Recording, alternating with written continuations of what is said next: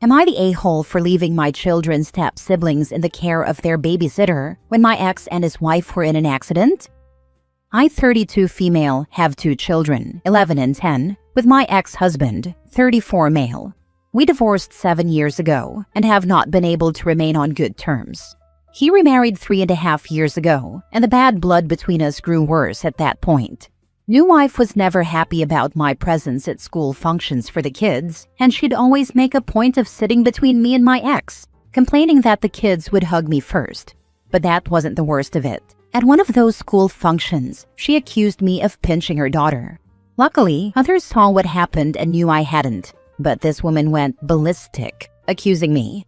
Why? Because I stopped her 4-year-old, at the time, from falling over.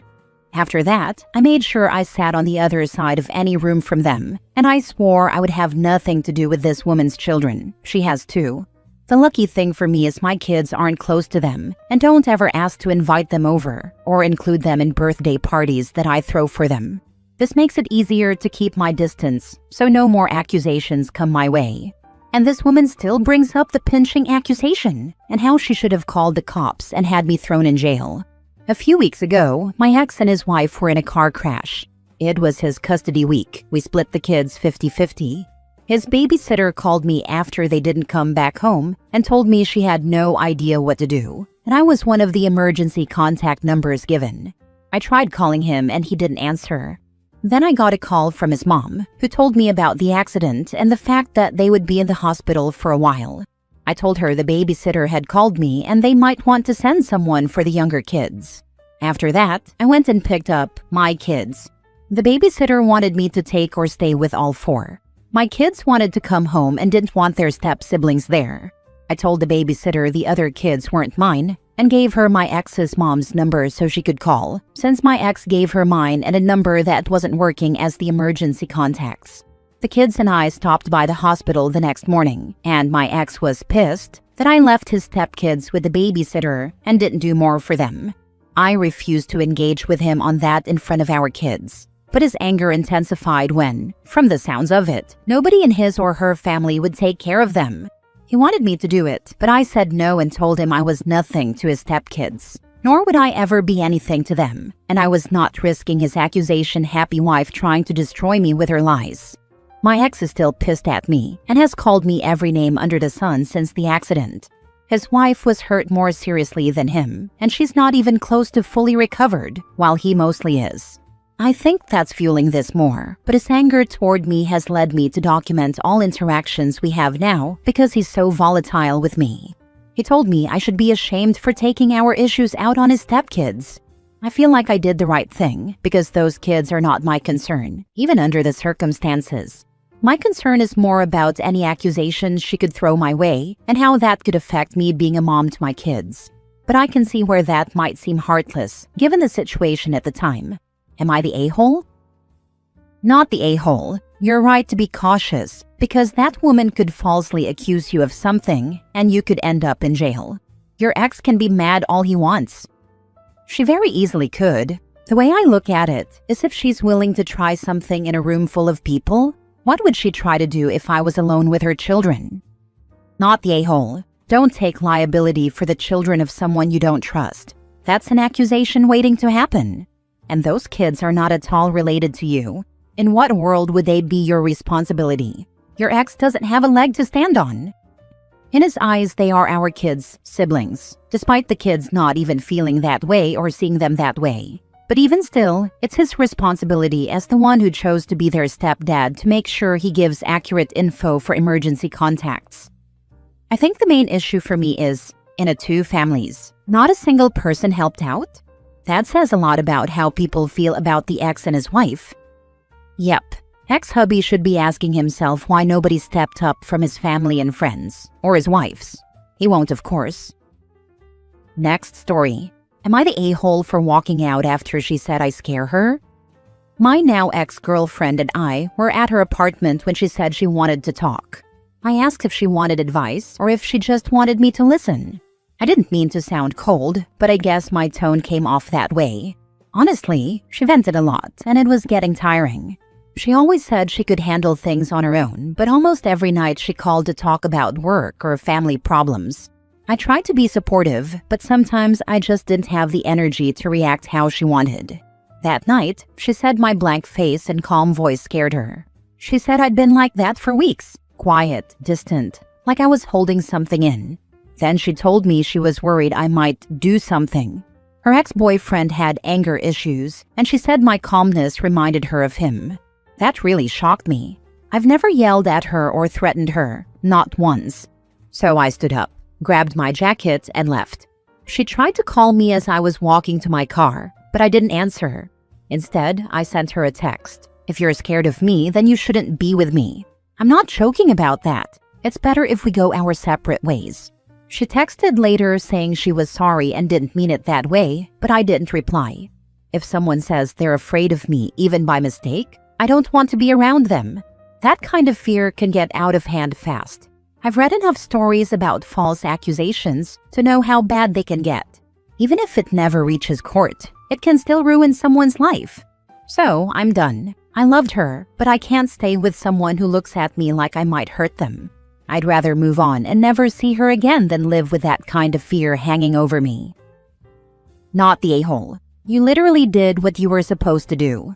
Your partner said she felt unsafe with you, so you removed yourself from the situation. Sounds like she needs therapy to resolve whatever baggage she's carrying with her from her previous relationship. Good on you for walking away, instead of playing into whatever game, issue, or problem she was wanting to create. This post is just dripping with contempt for a woman who said she felt scared. Her boyfriend looks like a blank slate when she talks. This is a woman who has also dealt with previous abuse, and so also said she was scared he might do something, because he seems to have no reaction to what she says. Is OP angry with her? Is he upset? Is he actually okay? Is he tired? Is he sick? OP at no point made any attempt to follow up with her comment, to clarify, to speak to the woman he supposedly loved, on the phone, over text, in public. Nothing. After he left, he is right to stay away. And it'll be better for both of them since he seems to honestly dislike her. But OP, you're the a-hole. Good luck to them both. Why would he follow up with someone who says they're scared of them? Wouldn't that just be more scary? I have been scared by people before who I still talk to. Moments of anger and saying someone is scared shouldn't be a walk out the door. Walk out their life, never speak another word to them again, and immediately end a relationship with someone you were in love with. I am just getting slammed with downvotes, but I'm pretty sure it's reactionary, as I don't really see anyone else commenting why I'm wrong. I digress. My verdict is still you're still the a-hole, though everyone sucks here could work too, I suppose. People just see communication differently. What are you gonna do? That sounds abusive that you kept trying to communicate with people scared of you. Gross. As a survivor of a narcissistic partner who also said I scared her, you did exactly the right thing. My ex played the victim right up to the end, and there was nothing I could do to help her. She had past trauma, which made me sympathetic, but she was largely unaccountable for her own actions and needed professional counseling. I stayed far too long in that relationship and feel I barely survived getting out. To everyone saying that the OP should have stuck around, listened better, and offered more help to his girlfriend, you must understand that some people cannot be helped through love and affection alone. If they are unwilling to recognize past trauma, unwilling to heal, and unwilling to understand their own contributions to feeling scared, anxious, depressed, etc., there is nothing a loving partner can do. Also, and this should be obvious, but someone saying that their partner scares them without any reason for that concern is nothing more than manipulation. Next story. Am I the a-hole for not getting back together with my wife? My spouse, 34 female, and I, 40 male, are divorcing. A year ago, we started having issues that resulted in us fighting and or not communicating. Resentment built up from both of us to the point that we were unhappy. We both kept mentioning a separation until, after one fight, she said she was done with the fights and that we should divorce. The next day, she left on a business trip for a week, and when she returned, things were a lot better. We didn't argue. We got along like we used to in the beginning. This went on for about a month, so I suggested we talk about our relationship and where to go from there. Towards the end of our amicable discussion, I asked if we should stay together, and she said, "I don't know, and I think that the fact that I don't know means we should go ahead with a divorce." It hurt because I really wanted to save our marriage. We were together for 13 years and have 3 kids together, the youngest being 3.5 years old. I asked if she was sure, and she told me that she still loved me but wasn't in love with me anymore and hadn't been for a while. I asked how long she had felt that way, and she said it was a few months before we found out she was pregnant with our last child. I had no idea that she was feeling that way for almost 4 years and felt terrible that I hadn't noticed she was struggling. Up until the last year, there were no obvious clues. We went on dates. We were intimate 3 to 4 times a week. We did everything together. I could see the weight lift off her shoulders once she told me that she wanted the divorce, so I knew it was true that she was no longer in love with me, and I respected that. I told her she needed to make sure that's what she really wanted, because once I became emotionally detached, I'd be done. She said she was 100% sure, and that she would get all the paperwork handled, since she's better organized than I am. True. It's been 6 months, and no paperwork has been filed yet. Cut to the present. A few days ago, when we met up to exchange the kids, she mentioned that she sees we both are doing better mentally and emotionally, and that she wants me to consider working things out again. I told her she made it very clear she was the one who wanted the divorce in the first place, and that she was so much happier after she said it out loud. I've already emotionally detached from our relationship, so my answer is no. She said it was unfair that I wouldn't even consider it for a second before answering and left angry. A couple of friends say I should think about it for the sake of the kids, but some friends say that she emotionally detached from me for 4 years without telling me. Am I the a-hole for not giving the relationship another chance without at least thinking on it overnight? Not the a-hole. Guess her business trip fling didn't work out in the end. That's my guess. Or the coworker or the boss. Yes, whether it's her boss or coworker, we can know that she isn't serious enough about relationships. Hope OP won't turn back. The friend that mentioned she detached for 4 years is spot on. That's 4 years of no communication. Also, staying for the sake of the kids usually results in toxic and unhappy households anyways. But you also gave her 6 months to handle the paperwork. Time to put on your big boy pants and do it yourself. I would get a paternity test on your 3-year-old if I was you. She could have cheated. Nah, that's my child. She's literally the spitting image of my sister when she was a baby. A lot of people say that, but she might have a type. The affair partner could look very similar to you. Last story. Am I the a-hole for intentionally scaring my neighbor's kids? My 29 female bedroom window faces the front yard. During the day, I have the blinds half open, enough to let in some light and sunshine for my cats. From the street and even the front yard, it's not possible to see clearly into my bedroom. Because of this, I often walk through my bedroom in my underwear or partly dressed to get to the bathroom. I don't risk walking around naked though. Recently, my neighbor's twin kids, both male and I'm guessing around 7 years old, have started looking in my bedroom window. I don't just mean standing by the window in my yard. I'm talking faces and hands completely pressed up against the glass, looking in.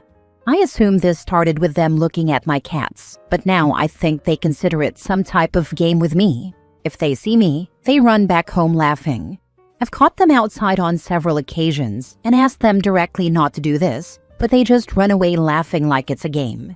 I've also spoken to their parents multiple times, and they refuse to do anything about it.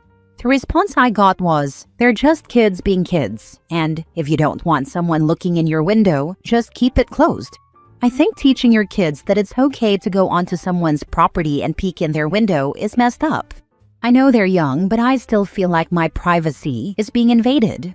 This went on almost daily for months, until last week. I walked into my bedroom and heard the kids outside playing, then spotted the terrifying demon-like mask my boyfriend wore to a Halloween party the night before. So I got an idea. I stood next to my window wearing the mask for almost 20 minutes. Finally, I heard the footsteps approaching and waited until both kids had their noses pressed up against the window. At that moment, I jumped out, mask right at their eye level, and let out the deepest and loudest roar I possibly could. In all the years living next to these neighbors, I've never heard them scream as loudly as they did when they saw me. They ran home screaming and crying, and just minutes later, their mother was at my door calling me a monster for scaring her children. I simply told her that I'd do what I want in my own house, and if her kids don't want to see that, they should stay away from my window. It's been a week now, and I'm glad to say the kids haven't even stepped foot on my front lawn. Not sure if it's because they're traumatized or because the parents finally told them not to do it anymore. Either way, I'm happy. I felt justified at the time, but everyone I've told has said that I took it too far for such young children. So I don't know, am I the a-hole? Not the a-hole. They're lucky they didn't get a call from the police instead of just getting scared by a mask. The mother, though, is the a-hole. She should be teaching her kids better and not to look into random neighbors' bedroom windows. The nerve. Keep your windows closed? The absolute gall. What would be her excuse if her kids had caught you and your boyfriend together through those windows? You shouldn't be having sex where kids can see it? Frankly, you should have done it sooner. And anyone who disagrees clearly has never had their privacy encroached on, children or not. Also, I justify my reply as a parent myself. So no, I don't think you took it too far. Right, I have kids, and if you aren't going to parent your children, you have no right to complain when the world doesn't take the gentle parenting approach. I love it. If she keeps complaining, I would let her know that there are consequences for parents and their kids when parents let their kids trespass and be peeping toms, which would get them arrested as a teen or adult, because kids will be kids. I hate that whole "they're just being kids" BS, because I for one never even thought about spying on my neighbors, and frankly, being told by my neighbor to stop would have freaked me out enough to not ever do it again. And I lived in an apartment building, so it would have been super easy to spy on my neighbors. I just never thought to do that because that's freaking weird.